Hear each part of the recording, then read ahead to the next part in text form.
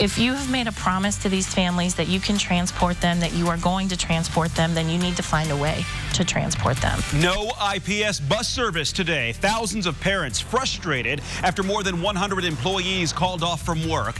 Big yellow buses sitting idle, kids stranded at the bus stop and not able to get to class. Their lack of concern for the safety of students in elementary through high school in the middle of winter is disappointing. The IPS superintendent condemning the actions of who she called rogue employees. How the union is responding to what happened and the broader impact on kids beyond today. Team coverage is straight ahead. More significant job losses for the city of Indianapolis. More than 300 people will soon be out of work at a longtime Indianapolis company. These are by far the coldest temperatures in my 7-day forecast. I'm anxious to show you the warmest temperatures. This is RTV6 News at 5, working for you. Parents that may have left their kids at home, went to work, and thinking they're getting on the bus, and they're not. Unexpected chaos and concern for IPS parents. The school buses didn't run today because so many drivers didn't come into work. A major disruption in the education of tens of thousands of IPS students. And the IPS administration and union leaders will be working throughout the weekend to have a backup plan ready for Monday if needed. Here's the impact. Just today, about 95 employees did not show up for work. That includes monitors and drivers. There are about 32,000 students enrolled in the district. About 14,000 made it to school today. That's less than half. About 22,000 rely on school buses to get to school. We have team coverage tonight, hearing from parents, the district, and the union. RTV6's Megan Sanctorum starts our team coverage tonight live outside Crispus Attucks High School. Megan, what are people there saying? Well, all of the IPS schools were open today for students who were able to get a ride or lived close enough to walk to school. But I can tell you the classrooms inside of here were pretty bare today. We spoke with one student who tells us one of his classes only had 4 people in it. District leaders tell us in total, more than half of the students in the district were absent today. The bus lane is empty and many students spent the day at home. Is a travesty, and it's extremely upsetting. I think that, we don't solve problems by putting our students in the middle and asking them to absorb our concerns and our discontentment. She tells us more than 70 of about 300 bus drivers called out today, forcing the district to cancel all transportation service, putting thousands of kids at risk. Not only causing students to miss a day of school, but meals as well. Hundreds missed breakfast that they rely on. IPS partners with Gleaners Food Bank to provide back sacks on Fridays. Many students missed out on that resource as well. That's prepared food kids in need can take home and eat over the weekend. To know that you would have that level of negative impact to go against the guidance of the leadership of the group that represents you is nothing short of rogue behavior. And while some parents were left scrambling to find ways to get their kids to and from school, other parents say they stand with the drivers. Kudos. I commend you, because I don't feel like that was right. I feel like some of them been driving for 20 plus years. Now all of a sudden they got to reapply for another position for another company. That's not right. District leaders tell us they are working to get this resolved, and they hope to resume normal transportation services on Monday. We will let you know as soon as we learn more. Working for you, Megan Sanctorum, RTV6. Megan, thanks. And the impact of bus service cancellation felt across the city. Our Alyssa Donovan continues our team coverage and spoke with several parents about the frustration as the day started. On an average weekday morning, this bus lot is almost empty, but these buses never even left today. Meanwhile, students were patiently waiting at their bus stops for a ride that wasn't coming. Others just had to skip the school day altogether. Good morning, baby. Are you going to school? Shawanda Tyson spent her morning driving around picking up kids from their bus stops. Because they still need their education. It's important. By the time she got there, students have been waiting for more than an hour. We have parents that may have left their kids at home, went to work, and thinking they're getting on the bus, and they're not. Indianapolis Public Schools sent out notifications to parents just after 6 a.m. that bus service was canceled. Coco Martin says she had a heads up a little sooner. I think he might have been trying to give me a hint. Yesterday, her son's bus driver slipped her this note. He was just like, here, I want to give you this in case there's any, like, you know, if there's any concerns or questions or cancellations. So she just drove her son to school. But not everyone had that option. I don't want my kids to stand out because I can't drive. The bus cancellation, emotional for Ariel Moore, who's housebound after having surgery. Empathetically to families who now have to choose between going to work or just saying, I'm sorry, until they figure this out. Your friends get to go to school and you don't. Without a bus, her daughter, who requires specialized education, had to stay home. It segregates our kids more so than they already are. Not just the special needs kids, but anybody who is low income, who has to work. And it's going to be very obvious who can afford to take their kids into school on their own and who can't. The first grader also has an IEP, or individualized education plan. It has all these stipulations for her for school, and one of them is transportation accommodations.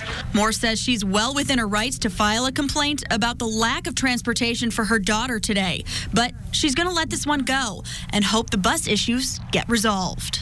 All the parents we spoke to today had a similar sentiment. Whatever's going on between the district and their bus drivers, keep their kids and their education out of it. I'm Melissa Donovan, RTV6.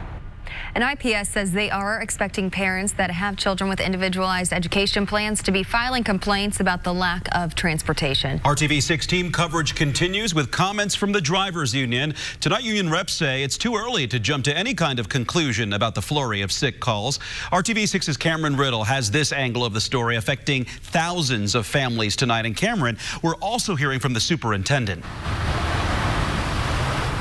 Yeah, that's right. A fired up IPS Superintendent Alicia Johnson is condemning the actions of 95 school bus drivers and attendants who she calls rogue employees. She believes they called in sick on purpose in retaliation for the district's decision to completely outsource transportation to the bus company First Student.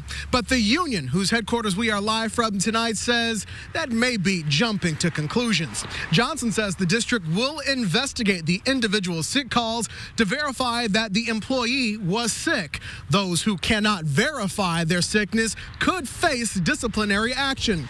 But Dave Robertson, union rep for IPS and Durham transportation staffers, says the union has continuously asked drivers to report to work while conversations continue with IPS and First Student. In the meantime, Robertson says the district needs to look at the bigger picture, just how important school bus drivers are for the district, which today was absolutely crippled without them. He says assuming that drivers called in sick on purpose doesn't help. There's no facts that, folks wasn't sick. And this is the time, the flu season, right, is running rapid at this point in time. So I don't want to jump to conclusions and say that folks called out, in regards to this. But I will say that, if it is, we're not in support of leaving kids out there and not being able to go to school. IPS is home to roughly 30,000 Hoosier students. 22,000 of them depend on school buses to get to school. The district says roughly half of the district's population, about 14,000 students, were able to get to a classroom today. We're live downtown at Union headquarters. I'm Cameron Riddle, RTV6. And school administrators are working on plans for Monday based on the chaos that developed today. Rafael Sanchez sat down with the superintendent asking if IPS will fire employees who do this again and getting insights into what the district was seeing before sunrise. Late last night, they began to get indicators around the same time that we did that the number of calls was ticking up a little bit out of the normal range of just your normal, sick days or vacation days or whatnot. And certainly made concerted efforts to inform and recommend to folks that they not take this action. And so to have this number of drivers and attendants still decide to take the day off and impact our services in this way, despite what they were told by union leadership, what they knew what that would mean for the district, again, is reprehensible, is not acceptable. The district is currently looking at ways to change how it delivers bus service in the fall of this year. Correct. Will this action in any way change your mind? Will you say, we're going to go back to the old way, or are you moving forward with the plan? Yeah, we are moving forward with the plan. Our board approved that plan in January. We are working with our new partner, First Student, along with ASME and union leadership, and along with our employees, to create as smooth of a transition as we can. Change is hard. That is undeniable. We know this transition is difficult, and we understand that not everybody was happy with that decision. All of that understandable and okay. But what isn't okay is to make a decision like this today that negatively impacts so many of our families and our students. But if those workers choose again, they're not sick. Yeah. And yet again, 103 decide that they're just not going to show up. Will you call for their dismissal under the union rules? We are able to do that with the collective bargaining agreement that we have signed. Then it would be well within our rights to do so, and we would make that decision at that time. Ma'am, thank you so much. I appreciate your time. Yeah. And right now we have a digital extra posted on the IndyChannel.com. Raphael's complete conversation with the IPS superintendent, including her concern for students who missed key state-required testing today and those who missed very important meals. For the second day in a row, news of substantial job losses in Indianapolis. Longtime business Kaido Foods notified the state that it will be permanently laying off 333 employees starting at the end of April. In a letter received today by the Department of Workforce Development, the company said the unforeseen cancellation of a customer contract is the reason it's closing the fresh cut manufacturing operation. The company told RTV6 this does not impact Kaido Foods' produce distribution operations, which have been the foundation of the business since 1965. The layoffs are expected to take place over a 14-day period beginning on April 27th. Yesterday, we learned about more job losses on the east side. 19th Capital, a truck leasing and sales company, will be closing its facility on East 30th Street. 199 people will be laid off starting on or after March 27th. RTV6 has been reporting on issues with the electric Red Line buses for months, and now we are learning the organization is buying 13 new diesel buses to be ready for June. This is because the electric buses have not met the promised 275-mile range. The new buses are expected to cost no more than $7.5 million. And the electric bus company, BYD, has not delivered the charging setup that was supposed to be in place in the fall for the Red Line, which became operational in September. IndyGo has also canceled an order of 5 more BYD buses. It is hoping to reallocate $6.4 million from the cancellation. Still ahead on the Now Indy at 5:30, why people in one neighborhood say the simple everyday act of leaving their subdivision is dangerous. A lot of talk about the coronavirus, the amount of supplies the city has on hand to deal with any public threat. I'm Rafael Sanchez. That story coming up on RTV6. And blue on the radar means snow showers. You can look out your window and see that. We'll have more on this. When will we see some blue sky? You won't have to wait that long. Motion for just $259 a month. Not as many Hoosiers died from the flu in the past week compared to the previous week. We are now up to 69 deaths, 5 more than last week. Last week's number was a jump of 10 over the previous week. Overall, the most deaths are in Marion County with 14. The other big health concern right now, the coronavirus. We have exclusive details on how Indianapolis Emergency Medical Services will handle any cases. And at this point, the State Department of Health says there are no known cases in Indiana, but Indy's 300 medics and their ambulances are equipped to respond. RTV6's Rafael Sanchez with a story you will only see on RTV6. The biggest concerns for public health providers remains the flu. But with all this talk of the coronavirus, Emergency Medical Services wants people to be calm. They say they are ready. We're ready. We are prepared as a city. The flu is still our biggest risk, especially here in Indiana, but nationwide. The flu is affecting far more people in the United States than the coronavirus. Well, again, we still recommend if you've not gotten your flu shot, please get your flu shot because the flu is still sticking around. If you call 911 with flu symptoms, be prepared to be asked if you've traveled overseas. If you say yes, be prepared for this response in the age of the coronavirus. The responders, once they get on scene, will then confirm with you that you have been to one of the high-risk areas. And if that happens, they're going to hand you a surgical mask, which is just good procedure in cold and flu season anyway. It's just something to put over your mouth so you limit how your exposure to other folks. We will don a little more involved personal protective equipment. The responders would wear what we call droplet and contact isolation. One of the things we wear is a gown. It may be blue, may be yellow. And this is just if there is coughing, if they're sneezing or anything that might make droplets. This just keeps it off their clothing. The respirators our people use are reusable devices. The provider would wear, of course, gloves. This is one of multiple types of face shields. This is a disposable one. It just slips on your head. What does this help do then? What is the... This is, again, pretend now I'm the patient. If I'm ill and I cough, I make this aerosol mist of fine droplets, and those droplets stick on basically what they see, what they fly at. So this would catch those droplets so they wouldn't be sticking on your face or get in your eyes. At the end of the day, this is a process to keep the patient and the medic safe. Continuous, yes. All the time? All the time. Indianapolis EMS is working with other agencies across the area to make sure that they're prepared as well. Working for you in Indianapolis, Rafael Sanchez, RTV6. And health officials say one way to reduce the spread of a virus is to practice good hygiene, from washing your hands to staying home from work when you're sick. Well, the other thing we've watched all week, the plummet on Wall Street over coronavirus fears. And for the 5th day in a row, another wild day. The Dow closed down more than 350 points. It is the worst week since October 2008. The Dow lost about 3,500 points this week. Well, we're also watching all this snow come down, Kevin. But you know what's going to go up? Temperature. The temperatures, hopefully, yeah. yes. Oh, you've heard.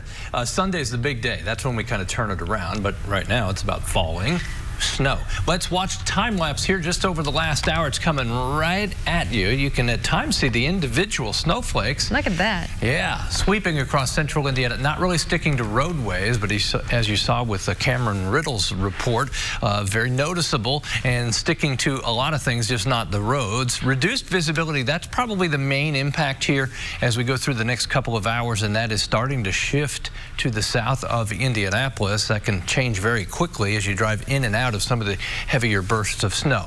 But from Plainfield and areas in southern Hendricks County to near the airport in Indianapolis, and then drifting to the south and east, this line of snow showers will continue. Notice nothing more than a flurry or two in the northern portion of the state. This should be it. This will slowly exit. Doesn't mean that we're going to start the temperature turnaround right away, but once we shut the snow showers down, then skies will gradually clear overnight. Temperature and wind chill, we're duty bound to talk about that. It feels like 13 in Peru, 16 the wind chill temperature in Lafayette. Temperature, the warmest actual temperature, 32 right now in Terre Haute. Say hello to Maya and Goldie. They look more than comfortable. Why bother them? I'm jealous. They look comfy. Yeah. 2 dogs in 1 bed, staying warm. Stay put, guys. No need to walk out. Robert Ross sent in that picture. Appreciate it. Notice the snow showers will disappear this evening as the temperatures fall into the mid-20s by 10 and 11 o'clock tonight, and then down to 13 in Lafayette, 14 in Peru. These are the rock bottom temperatures in the forecast. And from the coldest temperature in the forecast to the warmest temperature, we only need to wait to Sunday afternoon. That quick turnaround. Temperatures in the teens tomorrow morning will be in the mid-50s in Indianapolis on Sunday. We'll see the clouds increase with that. It's just cold and sunny during the first half of the weekend. Temperatures tomorrow move from the teens into the upper 20s. By the time we get to noon, afternoon readings into the mid-30s with lots of sunshine around. That cold west wind through the day tomorrow, but watch what happens once we get past tomorrow afternoon. The wind will start coming out of the south and then southwest. That will make all the difference for the second half of the weekend. The clouds will increase, but we stay dry until late Sunday night.